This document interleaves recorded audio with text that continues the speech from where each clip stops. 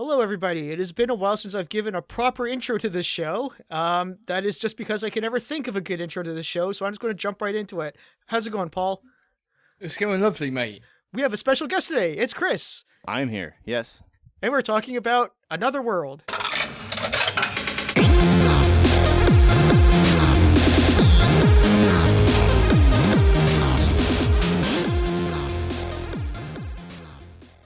Another world or out of this world, if that's the version you grew up with, like I did in America. Yes, that is correct. Actually, the funny thing is, I think I always grew up with it being out of this world, and I haven't heard it referred to that in many, many years. So I actually kind of forgot which one is the title I'm more familiar with.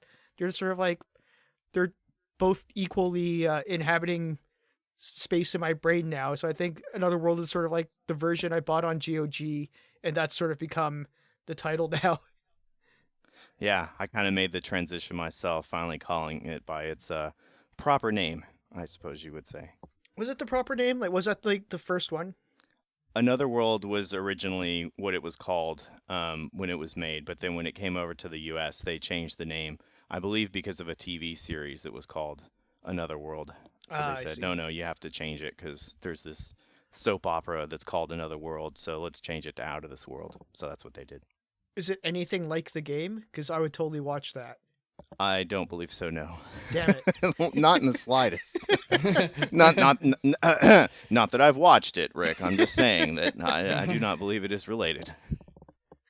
They have a lot of the same fan base that the soap opera and the game Oh, is, so right. it's There's so much crossover. They thought, whenever they have the reunion conventions, they just put them together. Everybody goes to the same place. So what you're saying is that the Another World TV series is as close to the Another World game as Maniac Mansion TV series was to the Maniac Mansion game. Definitely. yes. Yes. Yes. There's about that level of correlation. In fact, I think there was also they had another sitcom called Out of This World. Oh, perfect. That was Yeah, Tim so Allen, yeah. so, it just kind of keeps rolling. So, I don't know. so is it now like Out of Another World? I don't know. You could probably make a website that generates you some sort of combination of Another World, Out of Another World It even has sequels. like a Santegu on top of one of the letters. World with two dots over the O. Yes, and by the way, that's French for fancy. Is it? No, I'm not sure. Yeah, I'm not sure. Damn, I was hoping. Does look fancy though. But anyway, that game that we was talking about, it's all right. Is my comment on it. All right. And no, it's a cool game. I first played it on Sega. Was it Master System? I guess it was. Probably the Genesis. I'm going to guess the Oh, Genesis. Genesis. Unless it Yes. came out in that weird period of time when games are kind of coming out on both. And you had like the It was really chopped down version on the Master System and then like the actual version on Genesis or something like that. uh, yeah. Oh, well, I appreciate you trying to make that work for me, but it's probably just my shit memory. It could be the case. It still could be. But yeah, I'll go with Genesis. Another World didn't come out, so I think he originally wrote it. Eric Chahi, the creator, wrote it on the Amiga in the late 1991, I think it was. So that definitely would have been Genesis Mega Drive era. It was a full on. I actually don't. I don't remember any dates of anything that ever happened in my life.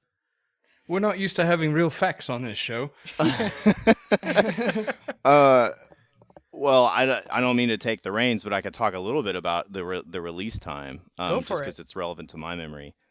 This show could Um, use a little professionalism now and then. so I mean, we're not really big on piracy. But when this Dear game Lord, came no. out, when the game came out, which I guess in America for the PC would have been sometime in early 1992. I'm making an assumption since it was developed on the Amiga, it came out in late 91, and I had acquired Star Trek 25th Anniversary for the PC, Mhm. which is a really great adventure game. Absolutely. And my friend down the street had bought Another World. So Another World and Star Trek 25th Anniversary were basically the two games that we swapped with each other. And so that was how I got my first experience of Another World. Um, and so that probably happened sometime in early 1992 because Star Trek 25th anniversary. The 25th anniversary was 1991. 1992. Or was So, it 99? Oh, right. Bleh.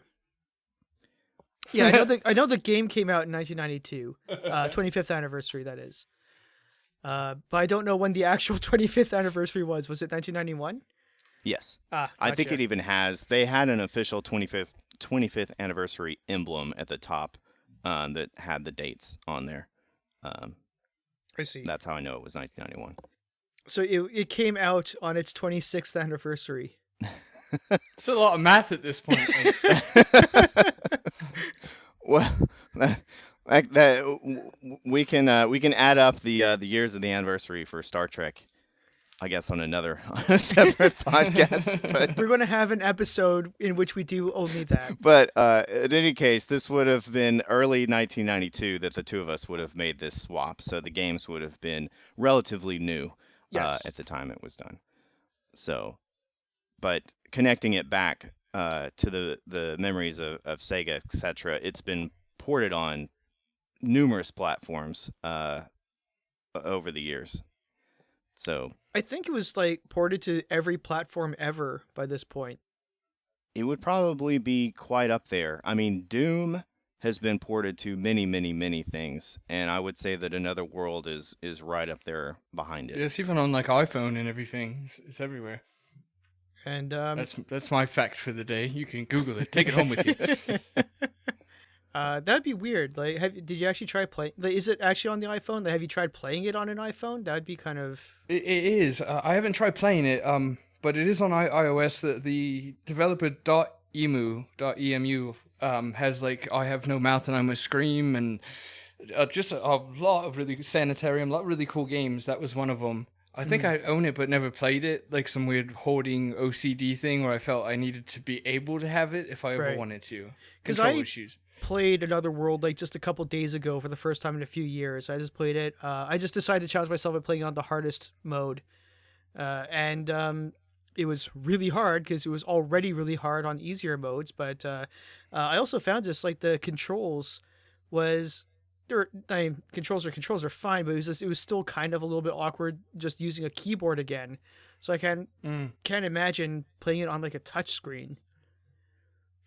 Yeah, we joked about it a long time ago, but there's so many games get ruined because there's like ghost keys, like the transparent arrows or whatever, and you'd be playing the game and then you look down and your finger's like 5 inches from where it should be, just tapping away at nothing. So it's really frustrating when my big fat thumb's got to cover up like 3/4 of the screen. But anyway, it is ported all over the place, and I guess one cool thing about that game is it really benefited from a remaster. That's always kind of it's a 50-50. Like sometimes games really benefit, other times it's like whatever, but that game looked awesome. Especially I was looking at comparisons a couple of weeks ago with a guy on YouTube who sat way too close to the camera. I hate when they sit really close to the camera. It's like in my own little personal space. We deal with that problem by not having cameras. Yes, exactly. We can be as obnoxious as we like visually. But no, it's just one of those games where like sometimes I don't necessarily need like pixel art that was done well to be remastered, but this game just really benefits from it. It was especially for a platformer, it was such a like scenic game. The environment was really rich. There was like cool like cutscenes of the scenery in that game, so it benefited from the remake. What'd y'all think playing it? Like, especially at the time, like it was quite a cutting edge game at the time. That's for sure. I definitely felt that it stood out from most other games that I had played at that point in time, especially on the PC. And relatively speaking, if you think about 1992, I mean, by this time the Super Nintendo had been out in America for maybe half a year, I guess. So, and the Sega Genesis had been out just a couple of years before that, and I didn't have a Genesis at that point in time, but just seeing the atmosphere of the game and having a different feel playing it versus so many of the other games that I had played before it was a lot of fun. I felt that it had an atmosphere to it that, as somebody that was playing a lot of Sierra games, at the time and enjoying the adventure game setting, I thought, wow, this is really amazing because I feel that I'm pulled into this world, but it's more of an action game Hmm. rather than a puzzle solving game, even though there is puzzle solving in another world. It's totally different from your typical adventure Hmm. typing text or point and click. For me, I mean, I just loved it because I was such a huge fan of Prince of Persia. So this was basically Prince of Persia but sci-fi. Just that alone like solidified it already. It's like going to be one of my favorites pretty much by default. Like Prince of Persia but sci-fi.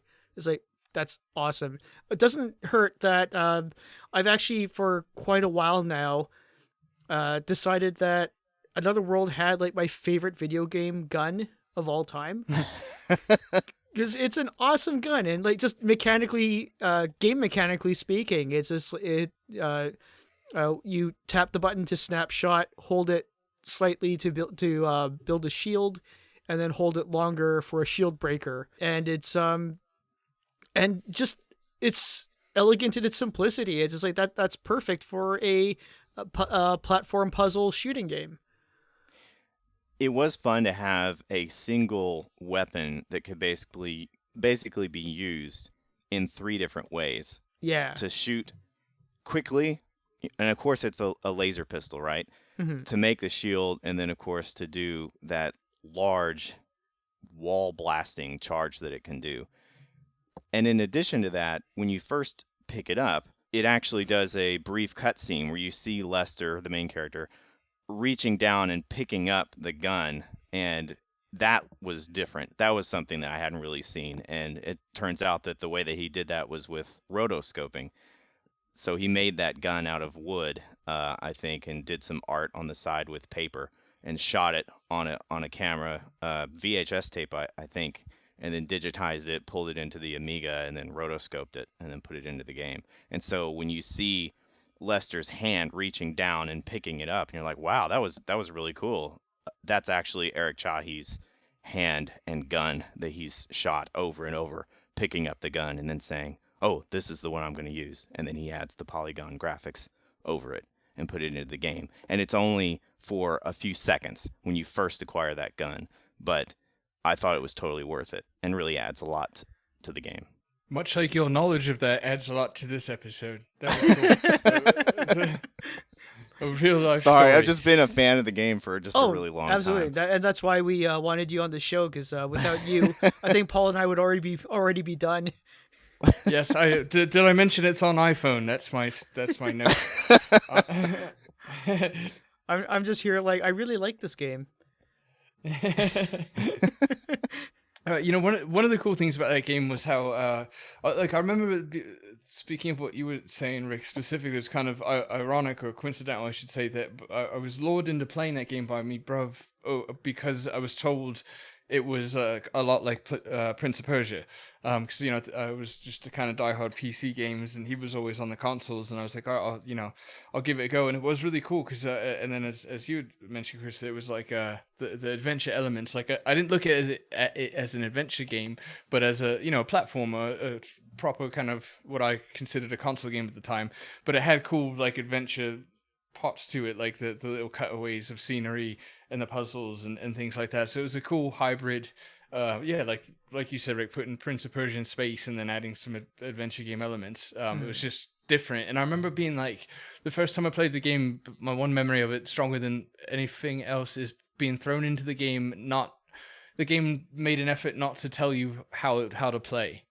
Yeah. From what I recall, you're just kind of thrown in. You have to figure it out as you go, and that was cool for better like than immersion. that. Even better than that, it was a game that I think very similar to Alone in the Dark, where a lot of times you kind of only really figure out what to do by dying. So Right. it'll throw you into the game, and it won't even tell you that the cutscene is over. You'll just know because you died. Right. And- Yeah.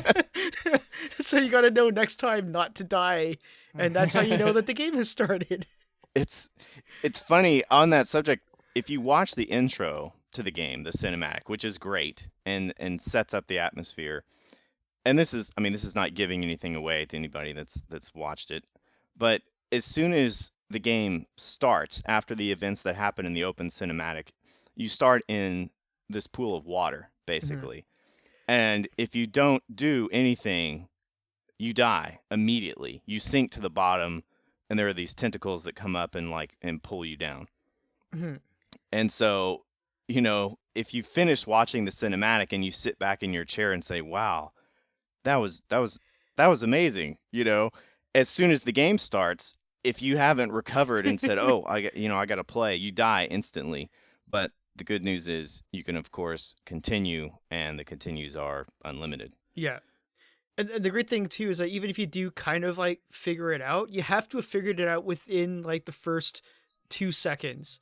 Like there's no real Right. way you could have figured it out in those 2 seconds, because if you just suddenly decide, oh, maybe I should do something, it's too late. You're dead. Like the tentacles have Yeah. already like caught up to you and pulled you down. Like you're gonna start a game by mashing on the keyboard or whatever. It's not a general tactic. It's funny. It's like a theme of recent because Alone in the Dark starts off with that beast coming through the window, not as quick but pretty quick, unexpectedly quick in the beginning, and then Enclosure has that bloody helicopter in the beginning. So it's a weird, theme. But yeah, it is kind of cool. Everything good about that, like we said about Alone in the Dark with that beast thing, it just gets you kind of blood going, and you get immersed and kind of also terrified of the surroundings for not being able to trust it. In other Yeah. words, when it's gonna try and kill you next. Especially since like probably my favorite part of the entire game is once you do escape the tentacles at the beginning and you climb out of the water, you have like about 3 seconds before the tentacle catches you anyways and pulls you back in. I'm pretty sure that when I would play it with my friend, like one of us would be playing on the keyboard and the other person would be doing live reactions to everything that was happening to the other guy. So if if the tentacle was coming out of the water, the other one was saying, watch out," that sort of thing. Or if you're getting chased by the beast, he'd be saying, "Run, run," which would just be adding to your tension Yes. even more, having your friend next to you panicking while you're trying to remain calm and execute this crazy jump maneuver using a space bar, you know. So, That's awesome. That's so true. It's nothing better than having like a hype man behind your shoulder Yeah. from like a that's from. right. And somebody to high five when you finally get past a really intense section of the game. Yes, exactly. I think I played it just for the sake of playing it for fun, and I just streamed it on Twitch for whoever was around. And I think one of our Richard Sampson, who listens to this show, probably our only listener. So hi, Richard. Hello, mate. He he was actually doing a death count for me in the sidebar in the little side chat, and I think I gave up. Like I well broke 100. I don't think I was even halfway through the game, but there's some parts where I died like seriously over 20 times just trying to get this one spot. I think it was even like the first section. I think I died like maybe 20 times just trying to get past the leeches. And that's like the second screen or the third screen of the game. I think it took me like almost 50 lives until I actually got to the part where I picked up the gun. You know, so one thing that's kind of funny about an added difficulty part of the screen actually bounces a little bit when you first arrive and you're trying to get past those leeches. And my friend that bought the game and we would play it at his house, he had a Packard Bell 386 like 25 somewhere in there. It was right on the line in terms of being able to run this game smoothly. Right. So whenever the screen would shake, the whole system would slow down as well, which inconsistently slow down. So the frame rate would kind of jump all over the place. And those kicks that you do, you have to have a bit of good timing in Yes. order to defeat those those slugs quite well. So that was kind of an unintentional added difficulty Yeah. to that point in time, which will most likely never be replicated because, of course, now it'll run on anything. Yeah. And even still playing it now, it's like there's a very narrow hitbox between the tip of your foot and the hitbox of the leeches. So if you kick a little too soon, you're not ready to kick on time before it kills you. And if you kick when it's a little too close, you're basically just giving him your leg to bite or scratch so that you die.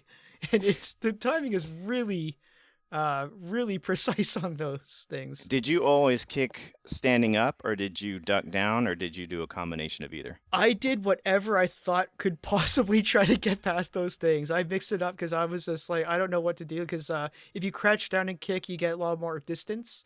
But again, Hmm. if they're already a little too close, you're basically just feeding at your leg. It's tough times right from the very beginning. You gotta get used to those controls. And there's like going back to like the whole you kind of have to die to figure things out. There's like one little spot where you go into like a you fall into a little tunnel that you got to roll around in, and it's like a little bit of a maze. So, but it's dark, so you can only see like a little bit around you. So when you come across like the edge of a little pit that drops down, you do not have the visibility to see if it'll be a safe drop or instant death. And the only way to find out what it's going to be is to drop down and see what happens. The deaths in the game were very entertaining. They were always gruesome, especially whenever you would use the laser pistol and you would shoot someone, they would turn into a charred skeleton. Yes. And then they'd crumble, and you'd hear this crumbling sound effect to it when their skeleton crumbles. And if they were ducking down at the time, and you shot them and they turned into a charred skeleton, their charred skull would roll off first, and then the rest of That's the right. skeleton would explode. Which, I mean, when you were in sixth grade, that is the best thing ever. You're Yeah. just sitting there just laughing at everything you see that's like that. I mean, I remember how mind blowing it was just playing Mario 1 when you step on a mushroom and it actually squishes. So, seeing like when you actually shoot this thing and it turns into a skeleton, like the skull rolls off. That was pretty spectacular. I was a lot more easily impressed back then. That's for sure. Right. There was a first time for just about everything Hmm. back then Yeah, as yeah. well. You know what's also great, what I didn't really notice until I played again, like just a couple days ago, is that there's because I never had a sound card when I played it the first time, and there's a setting which I obviously turned on in the GOG version where you can either play enhanced sound or the classic sounds. So I, of course, turned it to classics. I wanted to hear what it originally sounded like. And there's one part, I can't remember if it was that same maze or somewhere else, but I fell a very long distance and it just landed with the most sickening sounding thud as when my body hit the ground. And I was just like, man, is that what they had back then? Like, that's a disturbing thud.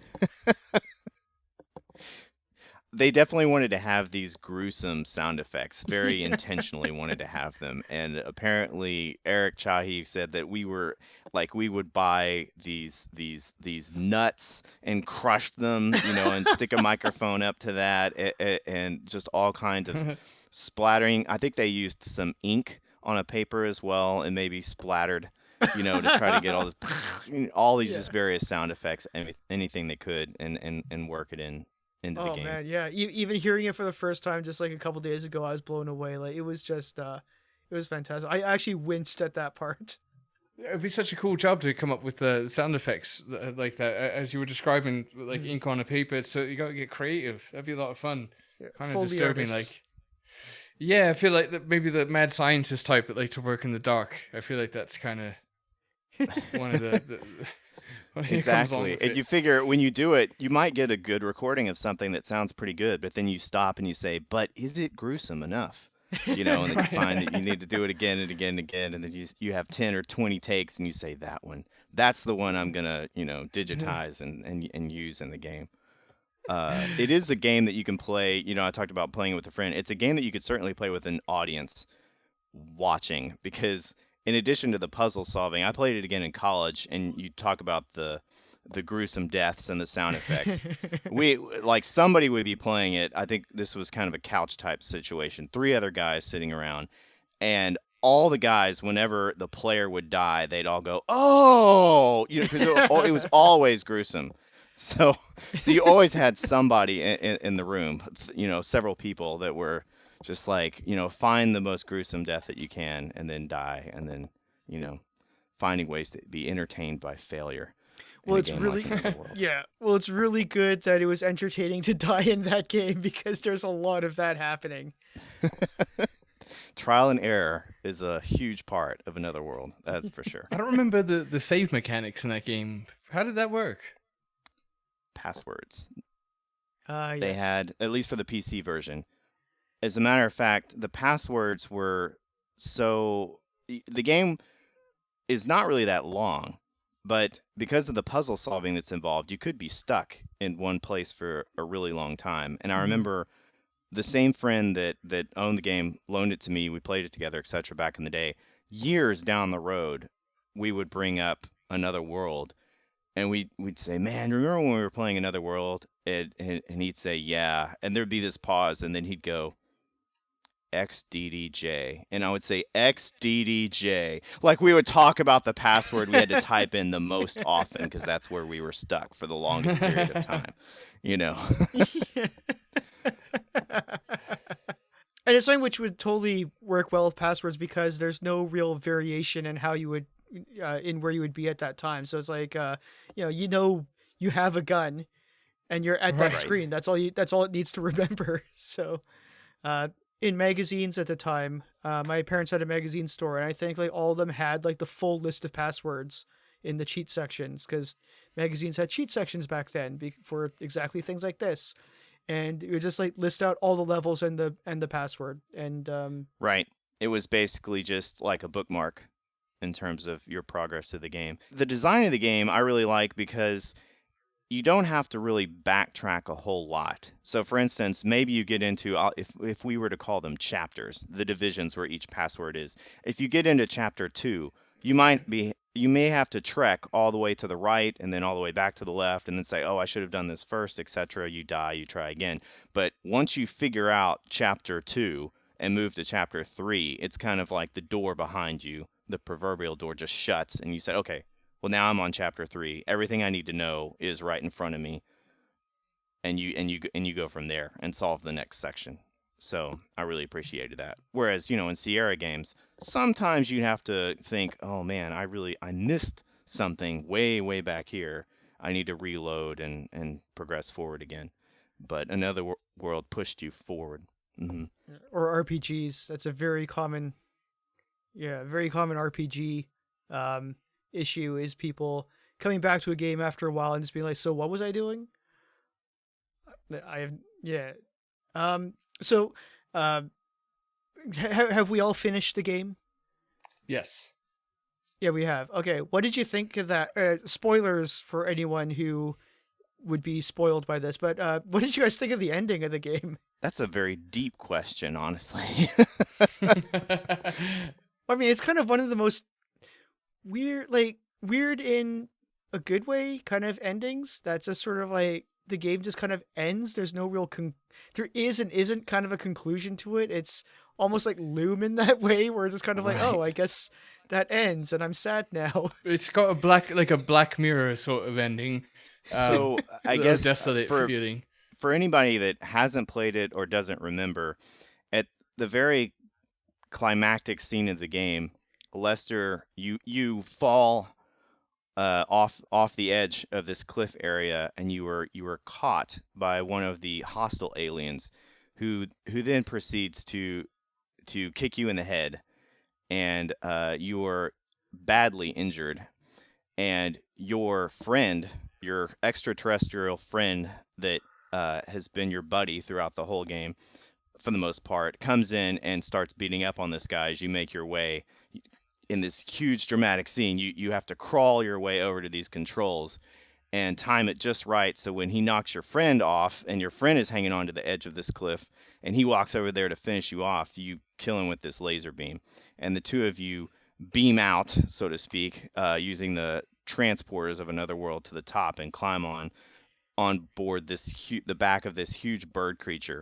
And your friend, picks you up, and the two of you get on this bird, and he flies off into the background, and it says, "The end." And that's it. And it rolls the credits. So basically, that's where you're left hanging. Like, well, okay, I guess I'm still alive, and this buddy of mine is going to take care of me, and we've escaped all the bad guys, but what now? But it's funny because I feel that the ending, while it doesn't really seem like a happy ending at all. You're relieved that you're getting away from the bad guys, but at the same time, your character is obviously in terrible condition physically, and you're wondering, well, is he ever going to get back to Earth? Like, where does it go from here? But I found that it also made me just think back on the game that much more. Because there are games that I'll complete and I'll put a controller down, and there are very few of these, but some of them really hit me. I'll put down the controller and I'll say, "Wow, that was that was a really good game." And that was one thing that I did for Another World.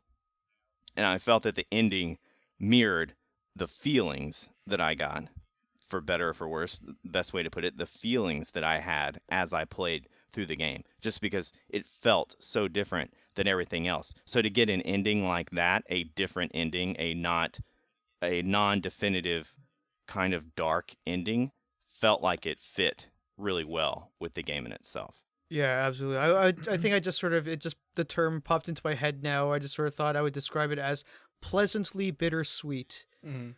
because it was not a bad ending. Like I didn't feel like unfulfilled by it, but it just sort of left with that kind of like kind of uh sort of feeling for me at the end, where it's just kind of like I don't know if it's just by me making it up. I kind of always felt it was heavily implied that you're pretty much like I seem to think like maybe your back was broken and you're like pretty much crippled now.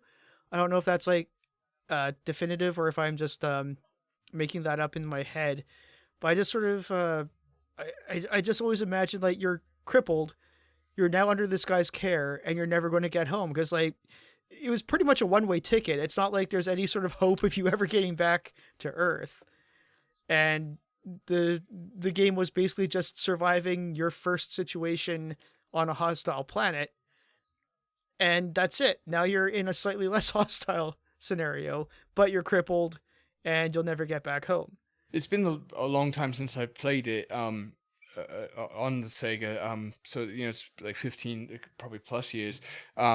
So that being said, my memory's even more fuzzy on the game than you gentlemen. But that being said, kind of akin to Rick. Like I don't remember specifics like a back being broken, but I do have like when I think back on it, I feel like I felt like the character was more worse off, or it was implied that things were something dire, like yeah, like he was broken or whatever. But so it gave me kind of a darker interpretation of the ending. But as you alluded to, Chris, it was cool that the ending was a good reflection of the spirit of the game, which is like you felt like you kind of been through hell, and that's where your character would be, like ragged, barely hanging on, sort of thing.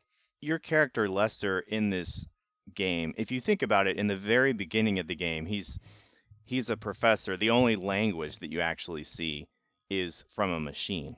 It's either from a machine when you arrive at your lab and it says, "Good evening, professor. I see you've driven here in your Ferrari." And then later when you hear the aliens speaking. But essentially, apparently you're a professor with this really fancy lab and you have a Ferrari, so you would assume that life is good, life is okay. You're there, you're doing your thing. You open a drink, and you start drinking it while you're running the simulation. And then you're zapped into into another world. And you go through all kinds of things that are are not part of your everyday life, for sure. You don't have it easy. You don't have this Ferrari. You don't have food. You're just trying to survive. So, I never really thought of it like that. and the way it progresses, I feel that when they add your friend, which I believe is a major part of the game, having this companion, I thought it's really fun that you meet this alien that you have no way of communicating with except for instincts, pointing and the two of you understanding the situation that you're in. You feel very alone in the game, yet you have this friend, but at the same time, and I learned this from the commentary, Eric Chahi said that when you meet this friend of yours who is completely different from anything that you've ever seen before, even though you have someone who is fighting alongside you, it actually increases your feeling of solitude Right. because you have no way to communicate with him with language. You are that much more aware with this person you hang out with that you were not among any other humans. And of course, by the end of the game, you are now potentially permanently disabled. And not only do you have this alien friend who you can't really communicate with alongside you, but has now become, for better or Mm. for worse, your caretaker. Yeah, because now you're dependent on him. Right. And I don't know, have any of you guys played the sequel? The sequel to Another World is called Heart of the Alien, and it actually takes place immediately following the end of Another Oh, World. It was not made by Eric Chahi. They actually said, "Hey, this game was really good. We want to do a sequel. What should we do?" And he said, "You should tell the story from the standpoint of the alien, the friend that Lester makes in the first oh, game." And Shahi's intention, I believe, was to basically do Another World. You play through the same events of Another World, except you're playing as as the him. alien. So Mm. while Lester is going through and firing at all these guys, you have your own obstacles that you're having to do in the background. The two games weave together.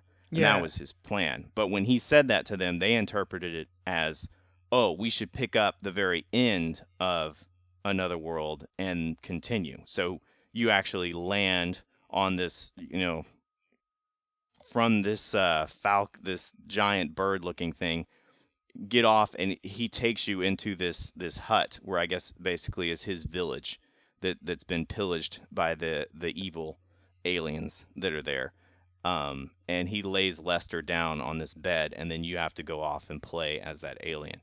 Um, so although it's not, I assume Chahi wouldn't consider it canon, but nevertheless, it was a sequel that picked up at the end of Another World. And I'm not sure, I don't know that he outright criticized it, but I think that he felt that Another World had its own set of bookends, and that it wasn't really meant to be this big continuing story, that the ending Yeah. of Another World was profound enough to basically say, okay, hey, this is the end.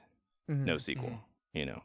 Any last thoughts on Another World / Out of This World? I kind of want to try the sequel now. That I know the just despite his distaste for it, that is kind of a cool angle. Um. Anyway, that's my final thought, I guess. Is it also a platformer? Like, is it in the same style of Another World? It is, uh, I believe it's Sega CD exclusive. I'm not sure if they've ported it Oh, since. I see. Gotcha. And the weapon is uh, similar in style. You do have platforming. The weapon is a whip gun Ah. type type thing, like an energy whip. So, and it still uses the same polygon based graphics on 2D backgrounds. All right. Well, thank you very much for joining us, Chris. Why don't you take a couple of minutes to plug and promote everything you do? Because I'm pretty sure people who are listening now are probably not the same people who are listening back when you were first on the show. Okay, fair enough. Thank you. I run a YouTube channel called Displaced Gamers. You can check me out on Twitter at Displaced Gamers. I'm also on Facebook and Instagram. My YouTube channel tends to focus on the eclectic bit of gaming. I have a series called Facets of the Gem, one of which the games that I've mentioned include Another World. So feel free to check that out. I also have a few technical videos about how televisions work and that sort of thing. It's quite a mishmash of content there. So, but I'd appreciate if you would drop in and check out Displaced Gamers on YouTube. And as you can probably tell from this episode, Chris actually like knows what he's talking about, unlike our show here, where we just kind of wing it. So yeah, it was great. It was really great having you on, Chris. It was great having information. Well, thanks for having me. Absolutely, anytime, come back. We'll definitely have to have you again, and definitely seem that much more professional. Aw. Yeah, no, thanks for Chris for being here and all the things Rick said. Plus, don't do murder.